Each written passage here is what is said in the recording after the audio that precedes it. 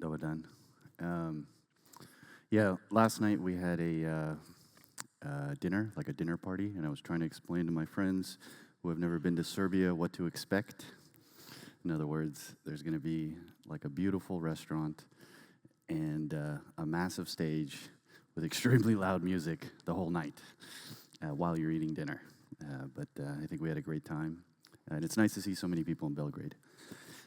Okay, so this morning I'm just going to talk a bit about Telos and some of the stuff we're doing on the ZK side of things, which might be interesting for some of the ZK folks at this event. Yeah, so I guess kind of what is Telos?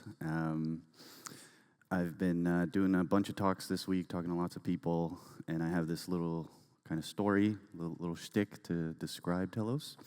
If you guys remember, before Netflix, we had VHS, and sometimes there would be these like Hollywood B movies that would go straight to VHS, and then later they would become like a cult following. And so Telos, in some ways, is kind of like that. So this thing launched in 2018. It was actually kind of like a fork of EOS, if you guys remember EOS. EOS was that big, massive project that raised $4.5 billion. And some people in the community felt like they weren't honoring their commitment to invest in the ecosystem. Maybe some of that $4.5 billion wasn't allocated properly into the community. And so the community decided to fork away from that and take a organic approach. And so they did, in 2018, in the midst of ICO mania, they did a share drop, or a fair drop, as they called it at the time, which is basically airdropping the entire supply. So there was never an ICO, there was never a token sale, there was never a big money event. And instead, Telos had to sort of somehow figure out how to exist and survive. And along the way, and I also like to think of Telos as the grinder chain. It's just everyone keeps grinding every single day, working hard, just grinding away. And so in 2021, they actually built an EVM. And this is where Telos first entered into Ethereum lore and history, actually. This is where it came on my radar. Sentinel, which was a very well-known and respected smart contract auditing firm, discovered a critical bug that actually could have brought down Ethereum itself in the process of fuzz testing the Telos EVM. Of course, the various clients were notified. The bug was fixed, and then this massive story came out later, like, wow, this would have been pretty catastrophic. The Telos EVM actually is a very performant EVM. It does lots and lots of transactions per second. And over the years, we've been onboarding a bunch of different projects. Maybe not the biggest in Ethereum, like the Aaves of the world, but lots of interesting, young, talented teams that maybe weren't getting tremendous support from big networks. So Telos, in some ways, has been kind of like the minor leagues of baseball, onboarding these young projects that over the years also keep grinding, and now many of them have some great traction. Yeah, and then in late 2023, one of the founders kind of rage quit, and the project was having a tough time.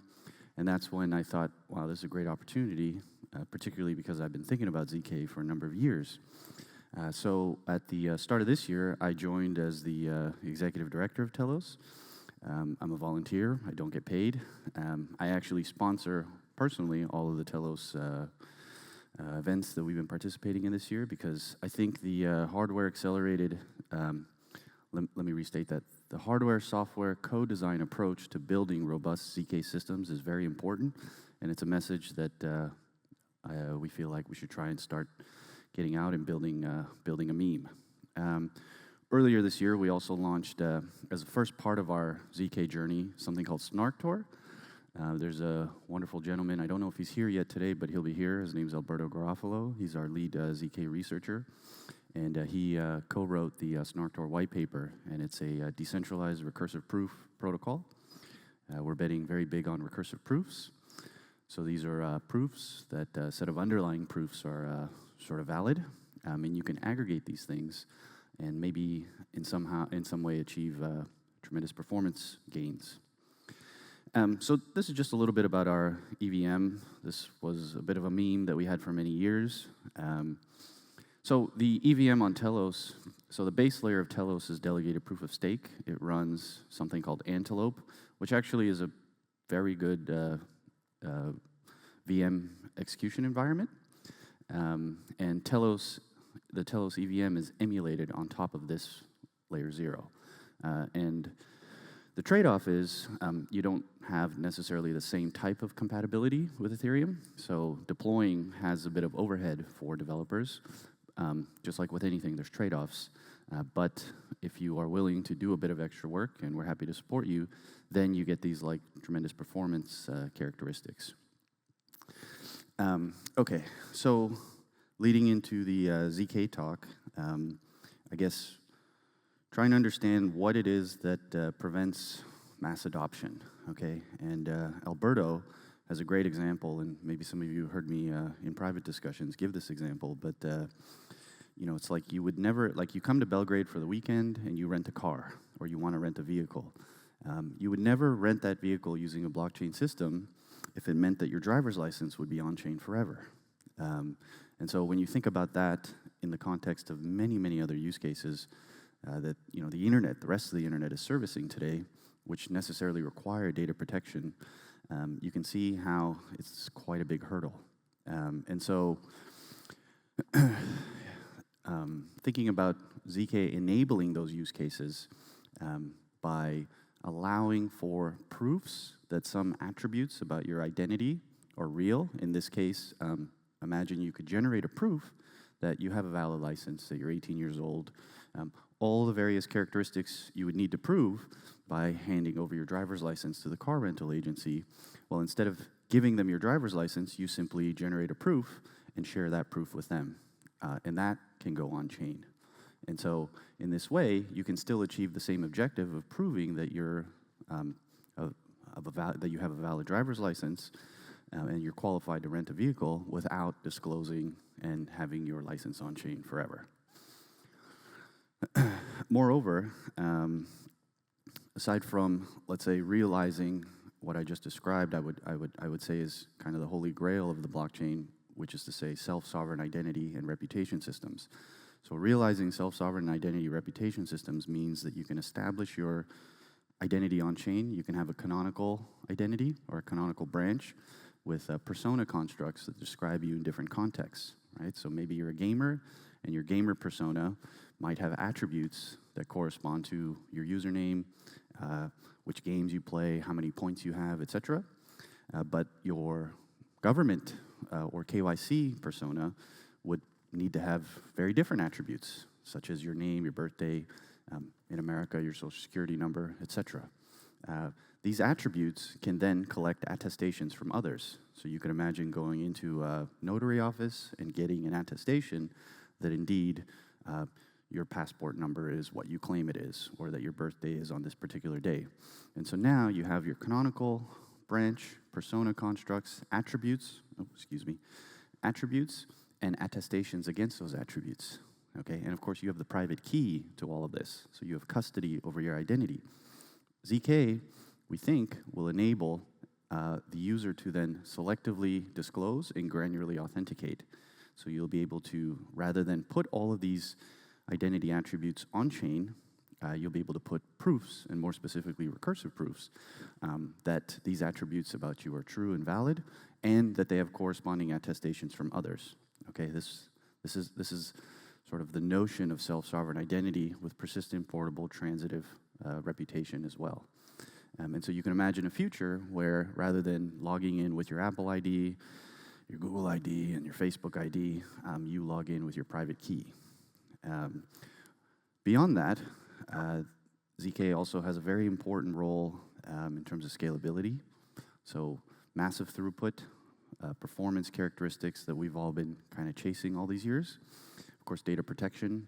And then on the compliance side, there's lots and lots of regulations which protect user data. And of course, we can think about some of the classic examples in America. We had Equifax. I don't know how many Americans are at this event in this room right now, but probably some elements of your credit score are available on the dark web right now. Or you look at many other countries as well. It's not just endemic to the United States. For example, in the Philippines, the Commission on Elections, so it's called Comelec, where all the voter records are held, was hacked a couple years ago. I can't remember the exact number, but I think it was 62 million voter records are now available for you to buy online if you wanted to. So, very, very strong. There's very strong reasons to have these systems in place to protect user data, particularly if we're talking about this concept of identity. Okay.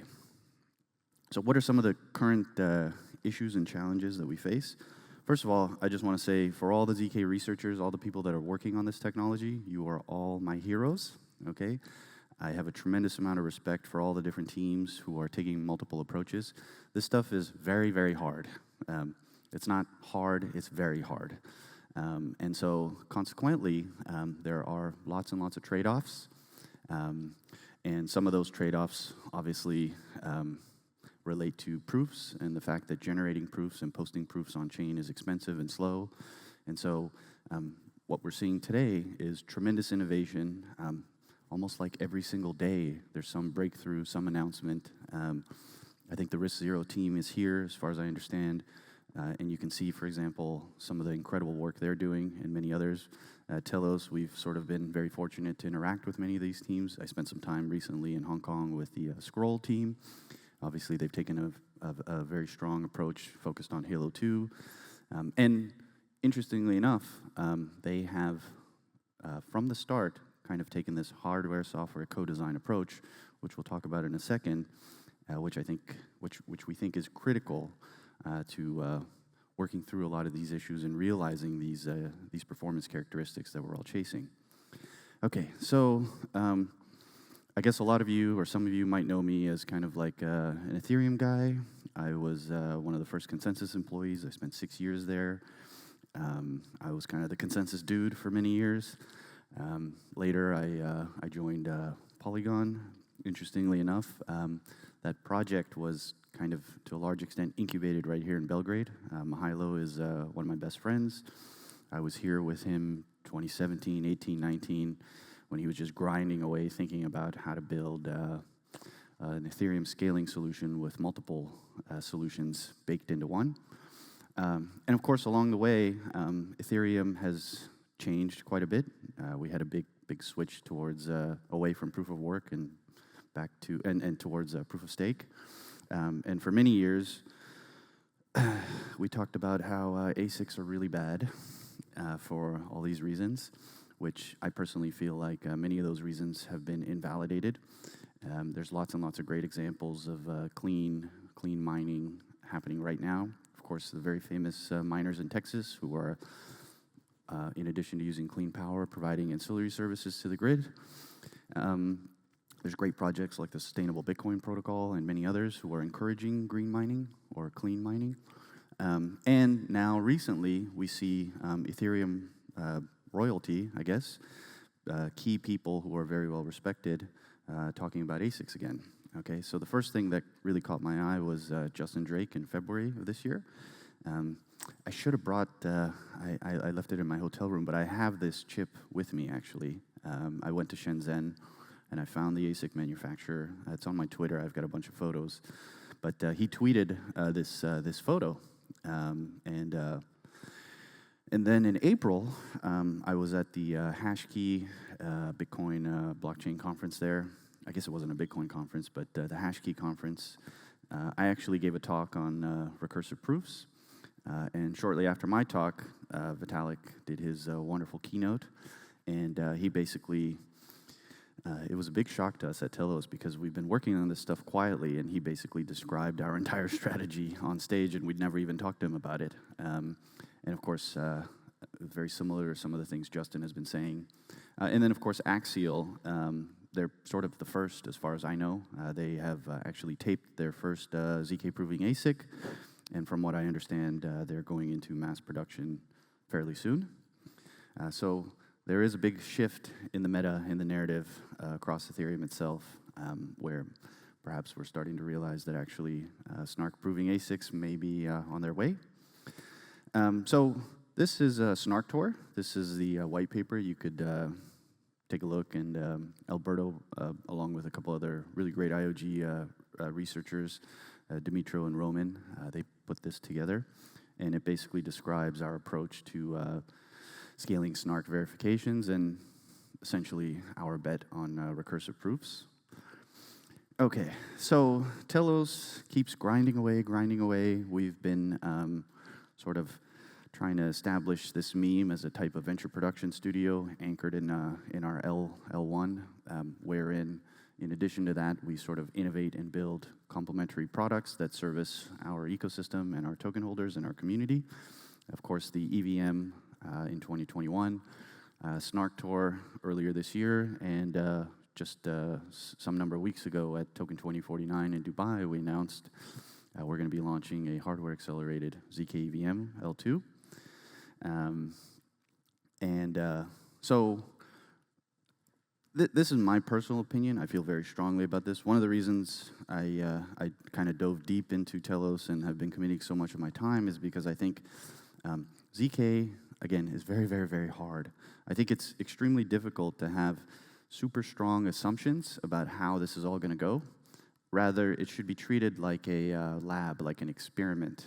The reason for that is because the pace of innovation is happening so quickly, and there are still quite a number of research dependencies in order to realize some of these big visions. And so I think you need to be very agile. Telos, interestingly, doesn't have any like big VCs. It doesn't, I mean, the whole token float is out. It's been around for many years. It had this kind of like airdrop, the whole supply thing.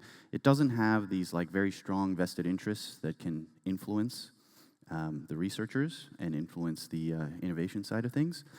And so I thought, let's experiment. Let's just try different things, see how it goes. And maybe in one moment, all of these different complementary pieces that so many of these wonderful, spectacular ZK research teams are working on will reach a point where you can kind of put the pieces of the puzzle together, and somehow you achieve this like tremendous performance. And so what's really, really important as a kind of foundational base layer to this approach is understanding that hardware, software, co-design is fundamental. It's very, very important. You have to think about these things in conjunction from the start. You can't just build compelling software and then kind of like accelerate it. It's very hard to do. Moreover, we think that today, while Axial and others are doing a great job trying to develop ZK proving ASICs, and by the way, I think there's going to be an FPGA interim step before we get to ASICs. Some functionalities you can accelerate, but the entire ZK system on a board, okay, so a true system on chip design is still some ways away, and I feel very strongly that you have to have the space and the opportunity to experiment. You have to be able to fail very fast and fail very cheap. Okay, so that's just one comment. There's a bit about Snark Tour, some of the stuff I mentioned earlier.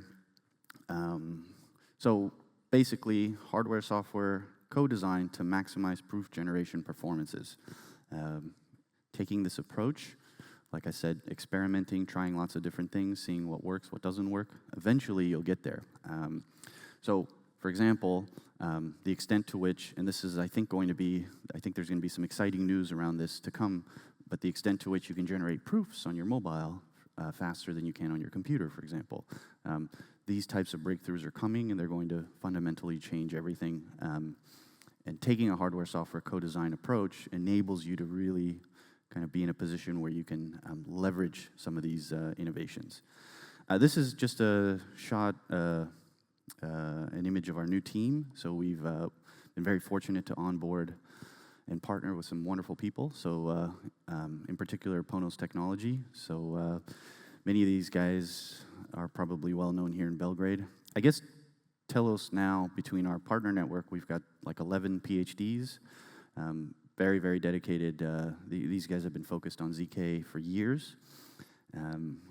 Atka, I think William is here actually. So these are our very good friends from Paris. One of the preeminent accelerators, incubators, very, very smart guys. These guys incubated Morpho. Morpho is probably one of the best known DeFi projects in the world right now. They incubated Mangrove and some others. And then Jerome Deteshi, who's actually the founder of SCC, he's one of my best friends. He's joined us. He was with me at Consensus many years. He's been working on a project called Cometh, dealing with account abstraction. He's joined us as a EVM technical advisor. And then finally, Digital Mob. For some of you who might remember back in the day, Consensus, we used to have Consensus Romania. So these guys are in Bucharest. It's funny because I think Bucharest and what happened in Romania in the early days of Ethereum is kind of like the vibe. It's kind of like Belgrade is almost like Bucharest 5-6 years ago. So these guys have built some of the biggest projects in Ethereum. Very, very good dev team, and we're very grateful to be partnered with them as well. Just a bit more about Ponos. Slobodan, I think, might be here, or he had to go back to Switzerland, but I think he came back. Wonderful guy, very good friend of mine, lives in Lugano, has a seat at the university there, and many of his teammates as well. All these guys do is ZK research. That's literally all they do. And we're very, very grateful to be working with them. Just a little quote from Slobodan. I guess to add to this, I've been talking about this with others in private conversation, but I think, this AI blockchain kind of buzzword that's really hard to define, and everybody has lots of different opinions on it, and there's a whole bunch of AI tokens that have pumped, and who knows if any of them are credible. But I think the real AI blockchain story is so it's like if you're an intelligent system and an intelligent agent, you're going to necessarily demand a fully provable system, okay? That's like table stakes. In other words, once you understand what that means, it's like you can't unsee it, okay? So I believe, and we believe, that AI on the blockchain will be a massive, massive moment that, right now it's kind of a grind, not much going on, but once these technologies and once the infrastructure reaches a point of maturity, it'll be kind of like suddenly all at once. And the reason for that is because you can imagine these intelligent systems and intelligent agents performing much faster at much bigger scale, much smarter, doing much better in the markets, but they will necessarily demand fully provable infrastructure. Just another quote from Alberto. So I guess my hot, spicy take is that obviously the Ethereum L2 ecosystem has exploded. It has definitely proven to be an effective ecosystem as far as scaling Ethereum. However, I think that fundamentally it's a little bit flawed insofar as a tremendous amount of subsidies, and these subsidies generally drive user metrics, and a lot of times that user behavior is kind of parasitic, a little bit like a locust, until the subsidies dry up and then the metrics sort of go away. I feel very strongly that the correct approach, which is much more difficult, that's why I say, Telos is kind of a grinder chain. It's all about grinding through. You build a compelling product, and because your product has performance characteristics that appeal to users, then users will use your product because it's a good product. And so I think in the context of L2s, particularly a lot of the ZK stuff that's coming, we should be really focused on building a great product that fills a gap rather than trying to sort of subsidize activity, because I don't think that's very sustainable. This is just a quote from Jesse, our CTO. Jesse's been around since the beginning. He's definitely a grinder. All he does is think about WASM. And interestingly enough, Telos already, the EVM has Rust and WASM native to it. I mean, there's some interesting characteristics there. If you're curious, you can delve into it. And Jesse is also very, very excited about our partnership and thinking about how we can provide value to Ethereum, in particular with SnarkTor. Okay, so just a quick snapshot. We started R&D and started working on SnarkTor earlier this year. We released the white paper. Last year in 2023. We had some workshops in September. In January, we published the white paper. Then we partnered with Ponos, and we had a great workshop in Milan in March of 2024. By the way, Milan is wonderful. If you haven't been, highly recommend checking it out. And there's a tremendous amount of talent actually somehow concentrated in Milan. Very, very nice people. And then, this is a little bit old, but this is the slide from Dubai Token 2049 where we first made this announcement. And then sort of going forward, we are also a headline sponsor at FCC next July, so hope to see many of you in Brussels. We will actually be demoing our SnarkTor proof of concept. I think, like I said, I think Slobodan might be coming back today. He's around. You can catch him at our booth, and we can talk a bit more about exactly what that means. So we're going to be releasing some more technical documentation, some more white papers coming soon, and then towards the later part of this year, the early part of 2025, we're going to release the ZK EVM. And I mentioned earlier the Telos token had this like fair drop, so because there's an EVM, you can sort of cut through everything and use the same token across these networks, which we think is a little bit unique. And so we really want to focus on servicing our community and making sure that Telos token holders have the opportunity to use all of the things that we use, all of the products that we build. Cool. So that's my spiel. I hope I didn't go over time. Feel free to follow us on Twitter. I'll be around if you have any questions. But yeah, thank you very much. Thank you.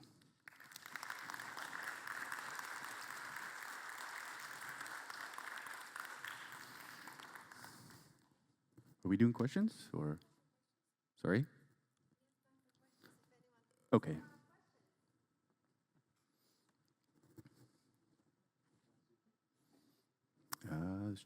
We got a few hands here. Yeah, there's a few, I guess. I don't know if you've got a mic. Don't be shy, guys. Do we have any questions? This is literally life-changing, earth-shattering technology. Do we have any questions? Yes. Right there. Do we have a microphone? You can have mine if we don't. Here we go. MC/stage runner. Yes, sir. Yeah, John, thanks for a nice talk. So, as a ZK builder myself, I have a question. Currently, in Ethereum, there is a track to build ZK chain. So we build on top of the ZK stack.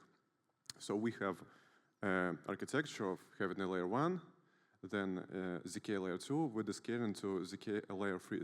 But given that, the throughput and scalability is not that high, even compared to the metrics that Telos already perform. And my ask is that, as I see from your roadmap, you gravitating towards the same architecture. So you have Telos as layer 1, then you scale to the KVMs, and probably you will also have another layer of scaling. So my question is it still possible for the native Ethereum to achieve such performance that you guys can achieve with your technology, given that you have a layer 2 as a layer 1 as a Telos itself? Yeah. Thanks.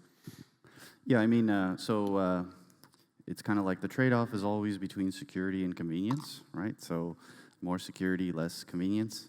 And likewise with performance, somewhat similar. So for example, I'll admit it, I use dgen all the time. So I'm in the L3 and I'm just having a lot of fun. And obviously, it's not exactly a decentralized or very, very secure network, but the performance characteristics are very fast. I think that, yeah, so sharding is very, very hard. It's very hard. We initially sort of, in the beginning of Ethereum, we're saying maybe 1,024 shards, and then we said 64 shards, and then I think in 2018, Vitalik posted on his blog, like, kind of like one shard, maybe one shard. So the answer to your question is I don't know. It's very, very hard to scale this stuff. I think lots of the current trade-offs that we're seeing have pros and cons. Obviously, it's very famous now. I mean, I don't even think it's a spicy take. It's just the truth. Linea just shut down their network, right, in support of, as they claim, user protection. So the answer is I don't know. I really don't know. If you want me to get really spicy about it, I think that when you look at things like Alio, when you look at things like Monad, when you look at some of the competing monsters that are coming, I think Ethereum is about to have more competition than ever, and we have to get very, very serious about this stuff. And in very simple terms, that means supporting the ZK researchers tremendously, increasing the support for ZK researchers, moving away from billions of dollars of capital going into subsidies and incentives to drive user degen behavior so we can pump our vanity metrics, and focusing on providing grants and making sure that we support our researchers as much as possible. And then hopefully somehow it works out. That's like my honest answer. Yeah. We have time for one more question. Yes. Hold on. Oh, we have a mic. I don't have to run to you. There you go. Perfect. Hello. Hello. So you probably already explained this in your talk, but if you could go back a little bit to this hardware-software co-design, importance of this process that you mentioned. I'm curious to hear, you probably said this in contrast to how things developed with Bitcoin. In the beginning, is it being mined, like empty blocks being mined with laptops compared to what we have today on Bitcoin. So how does this hardware-software co-design work in terms of which organizations are most focused on what? Is there parts of Telos team working on hardware and software, or Telos is collaborating with parties who focus on the hardware? Or, just dive deeper a bit on this. Yep.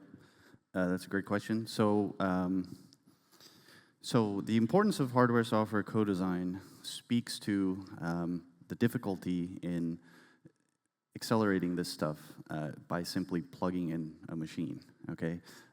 It's much more complicated than that. First of all, I think you have to carefully think through your use cases to try to understand what it is that you want to offer to the market, because understanding the use case helps inform design from the start.